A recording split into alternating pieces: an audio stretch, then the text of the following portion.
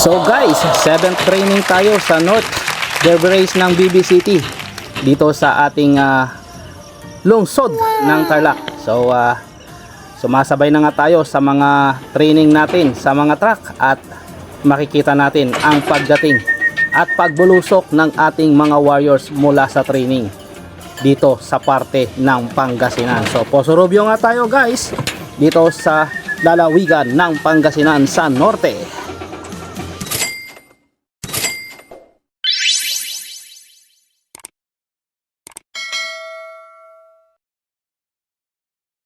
So eto nga guys ang actual na release ng ibon sa ating club at medyo marami-rami ang mga ibon na tinitraining dito sa ating club. So salamat sa courtesy ng BBCT Tarlac na pinaunlakan tayo na makapag update ng kanilang North Derby Race na gaganapin dito sa mga susunod na mga araw. So 7 training nga tayo guys. At thank you so much guys sa inyong pagsuporta sa ating mga video sa araw-araw. So masutungayan ninyo guys ang actual na releasing ng mga ibon habang tayo naman ay naghihintay dito sa ating baratang kulungan.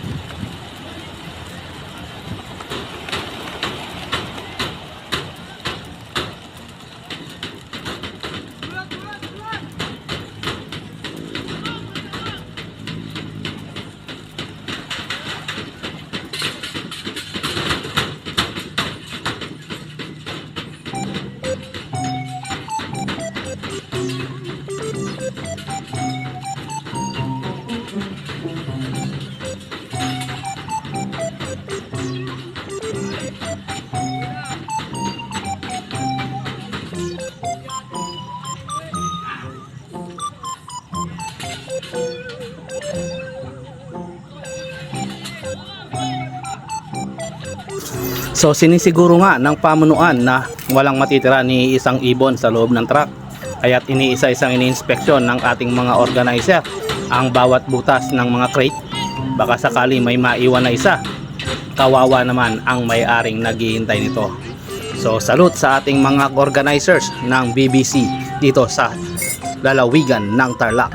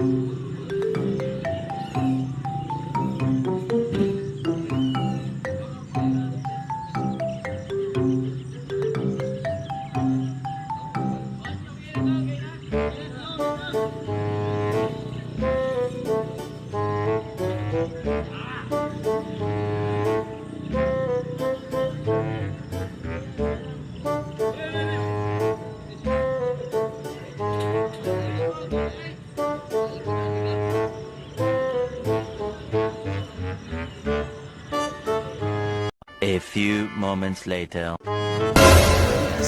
At around 7:05 nga ay biglang sumulpot ang isang ibon na ito. So guys, natutuwa ang inyong lingkod dahil napakaganda at napakabilis nag-breakaway ang ibon na ito sapagkat wala pang dumadaan guys, pero nandito na siya. So isang palatandaan na nandyan pa rin ang speed ng mga ibon ng inyong lingkod. Ayan, dinagdagan pa ng isa. Mukhang ang problema natin guys ay hindi natin sila mapababa ng mabilisan dahil nga alam nyo naman hindi natin sila masyado natututukan. At ayan nga ang mga dumating, dalawang blue bar at si red manizer na anak ni Kulit, ang inakay na nag-inakay. Ayan, medyo at dumapo na rin ang isang black velvet na anak naman ng ating si Black Diamond Putol. At ang asawa niya nga ay isang Mandy Sarmiento line cross sa Edwin Muli. So ayan na nga guys, at nagdaratingan na isa-isa ang ating mga ibon. At mukhang minsanan lang silang mag-uuwian. So malalaman natin yan guys kung sila ay makukumpleto sa isang iglap lang o may matitira ba na hindi makakauwi ngayong mga oras na ito.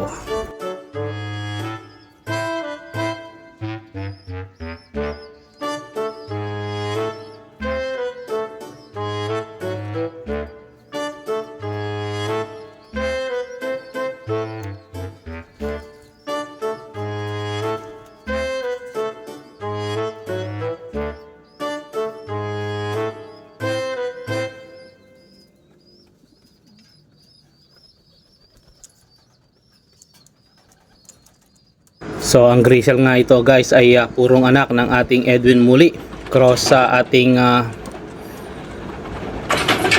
Tacloban finisher. So talaga naman na pumapalo ang ating mga Edwin Muli lines.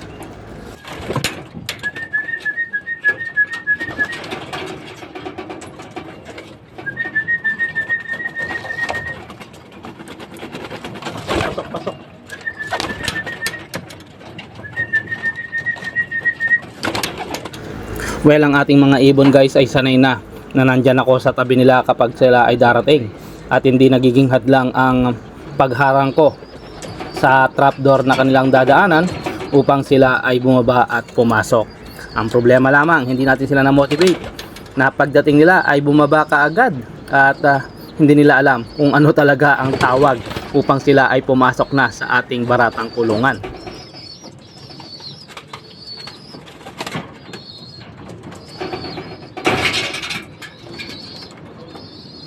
Ayan guys, sa ilang sandali lamang ay nakumpleto nga ang ating mga ibon. 10 out of 10 tayo sa poster review, 7 training ng ating NDR sa BBC. So mukhang mabisa yata guys ang pula puti na conditioning na ginagawa natin, sapagkat umuwi ng maganda at ang kanilang stamina ay masasabi kong okay naman sa ngayon. So magdaragdag lang tayo kapag papalapit na nga ang derby sa North Derby Race na ating sinalihan. So tingnan natin guys kung sila ay makakatapos ba ng karera o magpa-flop na sa kalagitnaan pa lamang ng training. Abangan natin ang susunod na kabanata.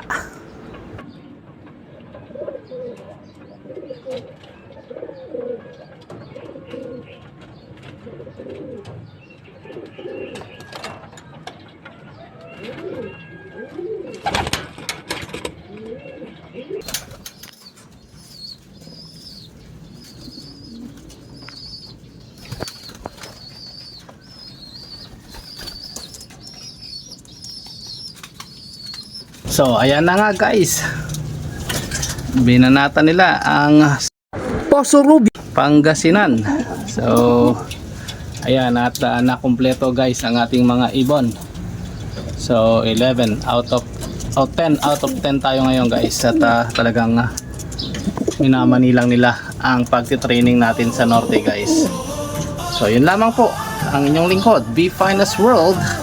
Always choose to be happy and be courteous to others. And let the Lord God Almighty be the center of our lives. Bye for now and God bless.